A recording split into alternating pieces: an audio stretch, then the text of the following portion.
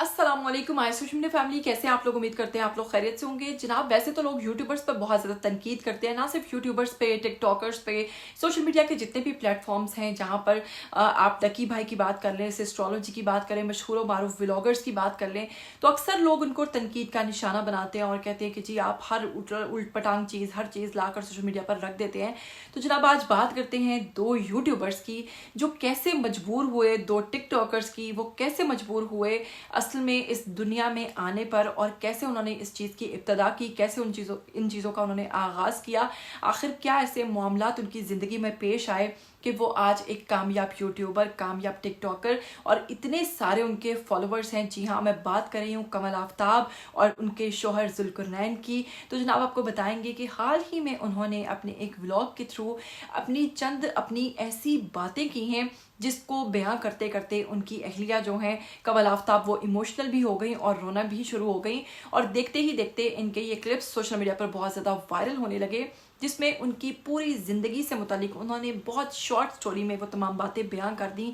तो आपको बताएंगे कि कमल आफ्ताब की और उनके शौहर जुल्करनैन की बात करें तो इनकी ज़िंदगी किसी से ढकी छुपी नहीं है। शादी से पहले से लेकर शादी के बाद और वालिदैन बनने के बाद तक के तमाम मामला जो हैं वो लोग जानते हैं। इनकी ज़िंदगी खुली किताब की तरह है। इन्होंने अपनी ज़िंदगी और अपने करियर का जो आगाज़ है वो किया था टिकटॉक से। टिकटॉक पर फेमस होने के बाद ये अच्छे यूट्यूबर्स भी बने और इन्होंने बहुत ज़्यादा फॉलोअर्स के साथ जनाब व्लॉगिंग स्टार्ट की, और ये अब कामयाब यूट्यूबर्स भी हैं, कामयाब टिकटॉकर्स भी हैं और खूब मुआवजा, खूब पैसा जो है वो कमा रहे हैं।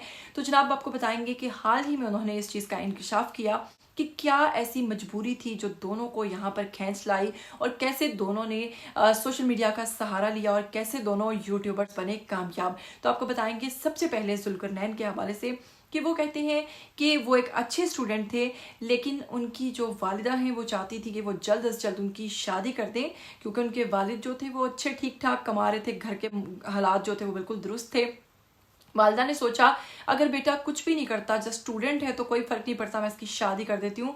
वो बताते हैं कि मेरी वालिदा रिश्ता लेकर हमारे ही फैमिली में कहीं गई, और जब उन लड़की वालों से बात की तो उन्होंने साफ साफ रिजेक्ट कर दिया, ये कहकर कि लड़का करता क्या है। इस पर उन्होंने कहा कि जी उसके वालिद जो है लड़के के, अल्हम्दुलिल्लाह उनके पास इतना पैसा है कि सारी ज़िंदगी आपकी बेटी भूखी नहीं मरेगी, उसको सब कुछ मिलेगा। लेकिन उसके बावजूद उन्होंने एक ही सवाल लगा के रखा कि आखिर लड़का क्या करता है, पहले ये तो बताइए। जिसके बाद जब उनके घर वाले आए और उन्होंने आकर जुल्करनैन को बताया कि जनाब तुम्हारा रिश्ता सिर्फ और सिर्फ उसकी रिजेक्शन की वजह ये बनी है कि तुम कुछ करते नहीं है, तो वो कहते हैं कि बस उसी लम्हे मैंने ठान लिया था कि मैं कुछ करके दिखाऊंगा और मुझे अब कुछ बनना है। तभी मैंने सहारा लिया टिकटॉक का, और टिकटॉक पर उस वक्त नया नया ट्रेंड आया था, लोग वीडियोस बना रहे थे, बहुत जल्दी फेमस हो रहे थे। उस दौरान बहुत सारे टिकटॉकर्स फेमस हुए। अरीका हक की बात कर लें, इनकी बात कर लें, साइलेंट गर्ल की बात कर लें, ये तभी टिकटॉकर्स फेमस हुए हैं। ये तभी की बात है जब ये स्टार्टिंग में नई नई ऐप आई थी। तो बस यहीं पर अपनी किस्मत आजमाई और देखते ही देखते मैं आज एक कामयाब यूट्यूबर बन चुका हूँ। उसके बाद जनाब उन्होंने अपनी अहलिया की तरफ रुख बढ़ाया और अहलिया से पूछा, तो कमल आफ्ताब ने अपनी ज़िंदगी के बारे में बताया कि वो छोटी सी थी जब उनके वालिद ने उनको छोड़ दिया और वो वालिदा के सहारे अपने मामू के घर पर रहीं। छोटे मामू ने उनको संभाला, उनके ख़ानदान ने इनको काफ़ी सपोर्ट किया, इनका सहारा बना।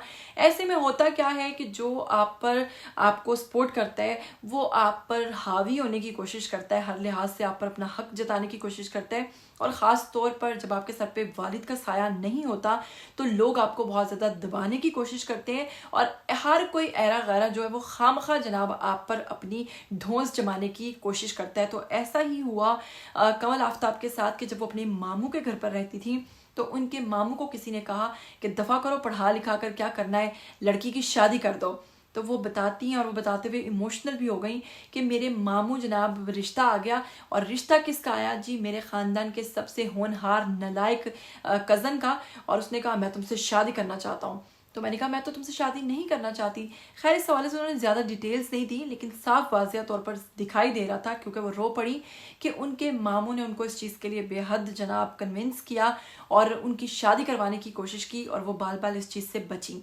लिहाजा फिर उनकी जो करीबियाँ हैं, उनकी जो कुर्बत है, उनकी जो नज़दीकियां हैं वो बढ़ गई, ज़ुल्करनैन से उनकी शादी हो गई और यकीनन इस दौरान उनको बहुत सारी मुश्किलात को फेस करना पड़ा होगा, लेकिन आज वो इस चीज़ का इकरार करती हैं कि मेरे हर अच्छे बुरे काम के लिए, मेरे हर जगह कदम से कदम मिलाकर चलने में अगर किसी ने साथ दिया है तो वो सिर्फ़ और सिर्फ मेरे शोहर हैं। चलें, अगर आपको वालिद अच्छे नहीं मिले तो एक मर्द की सूरत में एक शोहर आपको बेहद अच्छा मिला।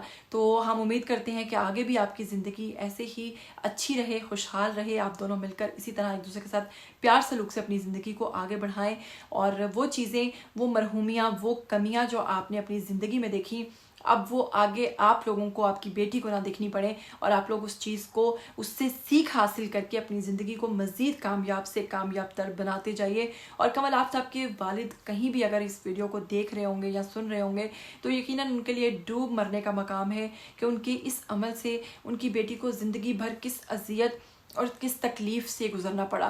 तो वालिदैन को इस किस्म के फ़ैसले लेने और ऐसे करने से पहले बच्चों का ज़रूर सोचना चाहिए। उम्मीद करती हूँ आज का ये वीडियो आपको बेहद अच्छा लगा होगा। अगर अच्छा लगा है तो इसके लिए लाइक बनता है। मुझे दीजिएगा इजाज़त, फिर मिलेंगे। टिल देन टेक केयर, अल्लाह हाफ़िज़।